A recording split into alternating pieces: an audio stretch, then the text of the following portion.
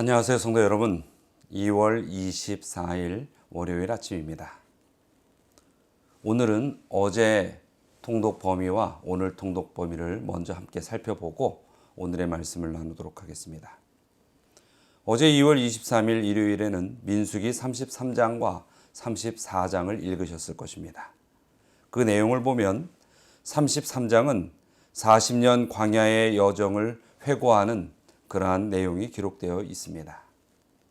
그리고 34장에서는 가나안 땅 기업의 분배와 그 경계를 어떻게 나누는지에 대한 내용들이 기록되어 있지요. 또 오늘 통독 범위인 민수기 35장과 36장의 말씀을 보도록 하지요. 35장에서는 레위인들을 위한 성읍들에 대한 내용이 있고 또 6개의 도피성에 관한 말씀을 기록해 놓고 있습니다. 그리고 36장에서는 기업 이을 여자들의 결혼에 관한 내용을 성경에는 기록하여 우리에게 보여주고 있습니다. 우리 성도님들, 민수기도 이렇게 오늘 월요일 과정으로 인하여 다 끝나게 됩니다. 이 말씀들을 꼭 통독하시고 민수기에서 들려주는 하나님의 음성이 무엇인지를 깊이 깨닫는 우리 모든 분들이 되시기를 바랍니다. 오늘 함께 나눌 본문은 민수기 35장 15절의 말씀입니다. 이 6성읍은 이스라엘 자손과 타국인과 이스라엘 중에 거류하는 자의 도피성이 되리니 부지 중에 살인한 모든 자가 그리로 도피할 수 있으리라. 하나님의 아름다운 그 품성 가운데 우리에게 제시하시는 한 모습은 바로 공의라는 것입니다. 모두가 억울한 일 없이 온전한 옳고 그름을 판단하고 거기에 따른 대가를 받아야 한다는 것이죠. 도피성은 하나님의 원칙을 우리에게 그러한 공의의 모습 속에서 이해할 수 있도록 하나님께서 제시하신 그 범죄자에 대한 처리 방법입니다. 도피성은 우연히 혹은 본의 아니게 살인을 저지른 사람들을 위한 은신처로서 레위 지파의 성읍 중에서 특별히 선별되었습니다. 그것은 제사장 제도를 통해 여호와의 보호 아래 그 성이 유지되게 되어 있었지요. 이스라엘 땅의 중앙에 위치한 6개의 성읍이 있었고 살인 혐의를 받은 사람은 조사를 받고 판결이 내려질 때까지 그 성읍 안에서 도피처를 찾을 수 있었습니다.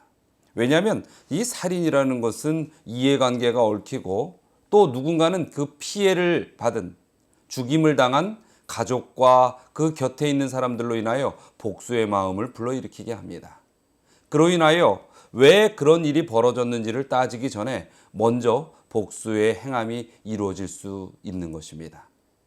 그래서 2차, 3차에 불합리한 결과들이 나타나는 것을 막고 왜 그런 죄가 일어났고 그 죄의 대가를 어떻게 처리해야 될지 온전히 생각하고 판결할 수 있도록 도피성이 마련된 것입니다.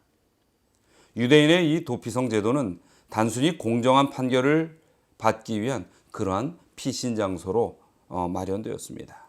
살인자의 고의성 여부성에 대한 그 판단은 제사장이나 장로들로 구성된 진상조사단이 면밀한 정황 판단과 또 회중의 입회하에 공개적으로 이루어졌다고 합니다. 그리고 이 도합 6개의 도피성은 유대 땅에 골고루 흩어져서 유대 지역 안에 있는 유대 백성들이 어느 곳에 있든지 가까이에 뛰어가서 도피성으로 들어갈 수 있도록 배치되었습니다. 신명기 19장 3절에 보면은 이러한 말씀으로 그 내용에 대하여 우리가 이해할 수 있도록 돕습니다.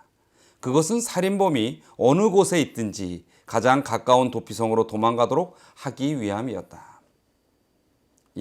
그토록 누구라도 그 도피성의 혜택을 받을 수 있도록 지역적인 안배를 해놓은 것이죠. 그런데 우리는 이 도피성에 대한 내용을 이해할 때에 깊이 생각해야 될 것들이 몇 가지 있습니다. 첫 번째는 도피성이 있다고 해서 죄인의 죄가 없어지거나 죄가 아닌 것은 아닌 것입니다. 그러나 그 죄의 판결과 집행에는 하나님의 공의가 반영되기를 하나님께서는 원하셨다는 것입니다. 여러분, 이러한 하나님의 인도함 가운데서 우리는 죄에 대한 대가의 결정은 오직 하나님만이 가능하다는 것을 이해하고 그렇게 깨달아야 할 것입니다. 여러분 생각해 보시기 바랍니다. 우리 또한 씻기 어려운 죄의 짐을 지고 살아가는 그런 사람들입니다.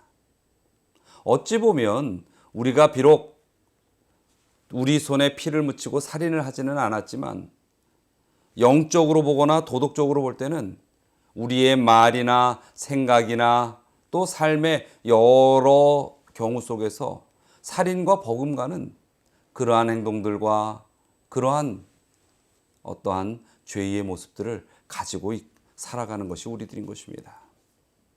그러나 하나님께서는 우리에게 그러한 죄의 결과를 직결하여 처리되기를 원치 않으십니다. 왜냐하면 비록 죄를 지었을지라도 그 죄에서 죄에 싹진 사망인 그 죽음에 이르는 것이 아니라 비록 죄를 지은 죄일지라도 살릴 수 있는 길을 찾기를 원하시는 것이 하나님의 마음이기 때문입니다. 하나님께서는 이 도피성의 원칙처럼 우리에게 온전한 판결을 받기까지 도피성의 기능을 하시면서 이 땅에 있는 수많은 죄인들을 보호하시는 것이 하나님의 마음인 것입니다. 자, 그러면 도피성에 잠깐 있는 동안 생명이 연장될 뿐이고 어차피 살인자는 살인자이니 도피성에서 판결을 받으면 그 죄의 대가로 죽음을 당할 것이 아니냐 이렇게 생각할 수 있습니다. 그러나 하나님께서 우리의 도피성이 되시는 데에는 더 큰 축복의 의미가 담겨져 있습니다.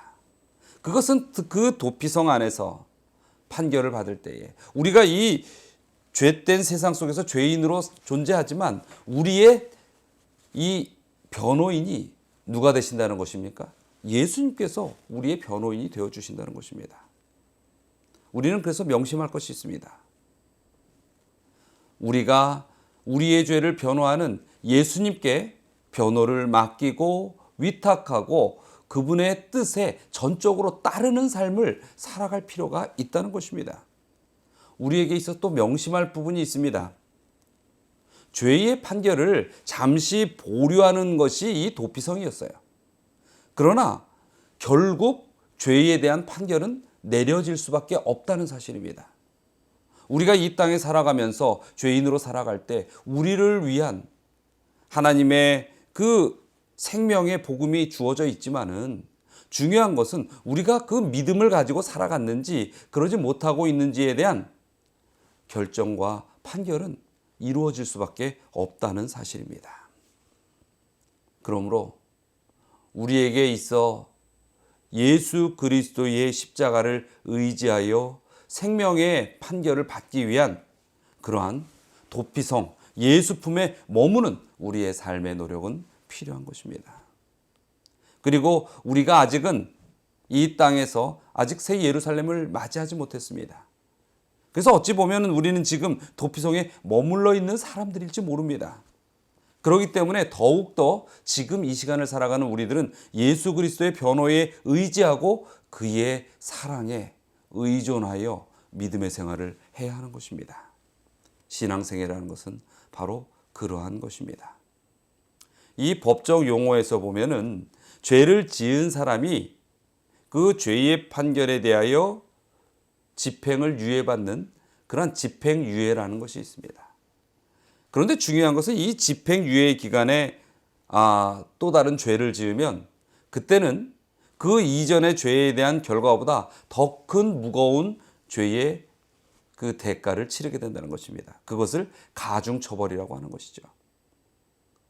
우리가 예수 그리스도를 믿고 살아가는 그래서 우리를 위하여 예수님께서 변함없이 변호하시며 살아가는 지금 이 시간 어쩌면 우리는 집행유예와 같은 시간들을 보내고 있는지 모르겠습니다. 그래서 우리는 죄에 대하여 멀리하고 하나님의 뜻에 의하여 살아가도록 그렇게 신앙의 생활에 더욱더 정진하는 삶이 되어야 할 것입니다. 사랑하는 우리 성도 여러분, 오직 예수님을 의지하시는 삶을 사시게 되길 바랍니다. 그리고 절대적으로 하늘을 바라보고 살아가는 우리의 삶이 되어야 합니다. 요즘 코로나로 인하여 온 세계가 몸살을 앓고 있습니다. 이 코로나에 대한 이야기를 안 하면 좋겠는데 안 할 수 없는 현실인 것 같습니다. 지난 안식일 여러 그러한 상황 속에서 때로는 다른 사람을 위해서, 때로는 자기 자신을 위해서 아마 각 가정에서 예배를 드린 우리 성도님들도 많으실 것입니다.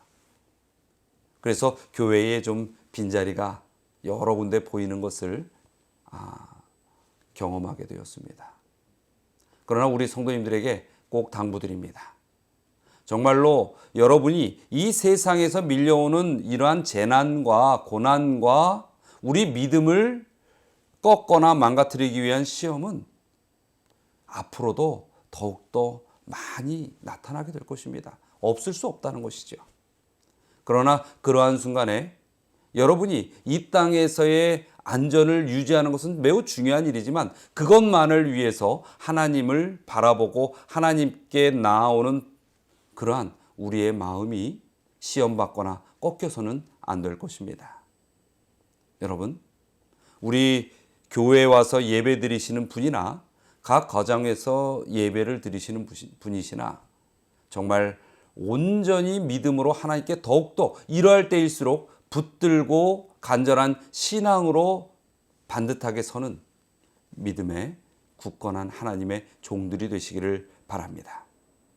이 유대인들의 전승에 의하면 도피성으로 향하는 길의 군데군데는 도피성, 그것이 이제 이 히브리어는 미클라트라고 하는데 미클라트라고 쓰인 도피성이라고 쓰인 큰 푯말이 설치되어 있었다고 합니다.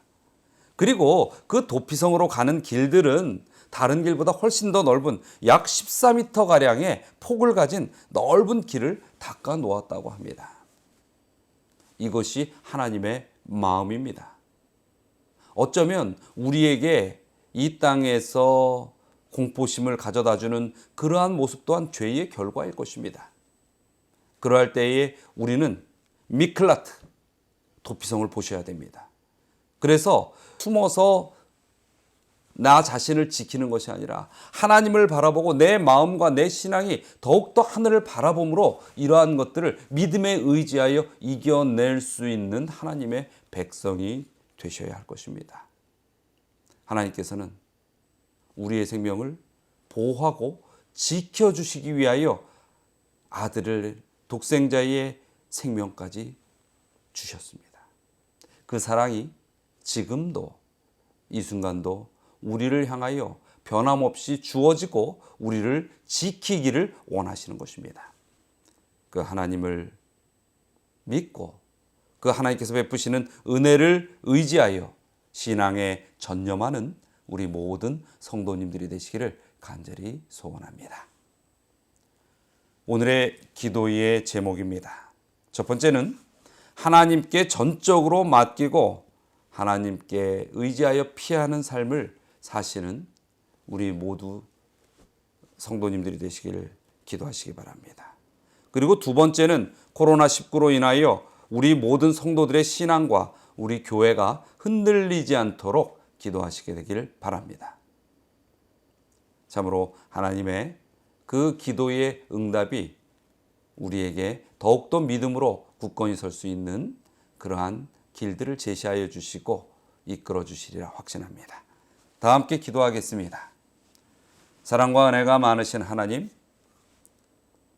진정 오늘 하루의 생애를 살면서 저희들이 매일 우리에게 닥쳐오는 그 하루하루가 정말로 우리의 의지로 살아가는 것이 아니라 하나님께 전적으로 맡기고 하나님을 의지하여 살아가는 믿음의 삶이 되게 하여 주시옵소서.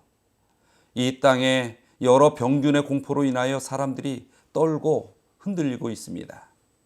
그러나 이러한 세상에서 밀려오는 고통들이, 그런 공포들이 우리의 신앙을 흔들지 않게 하여 주시고 우리가 진정 온 마음으로 주님께 예배하는 주님의 믿음의 백성들이 될 수 있게 하여 주시옵소서. 지금 전 세계의 수많은 영혼들이 병마와 싸우며 고통 중에 신음하고 있습니다. 아버지여, 진정 이 땅에 사단의 이러한 괴율과 강력한 그 쓰러트림의 모습들이 결코 하나님의 백성들을 또 하나님의 교회를 거꾸로 트이지 못하도록 주님께서 지켜주시리라 믿습니다. 우리를 이끄시고 인도하시는 온전히 주님께 저희들이 의지하여 믿음으로 이러한 시간들을 이겨나갈 수 있게 하여 주시옵소서.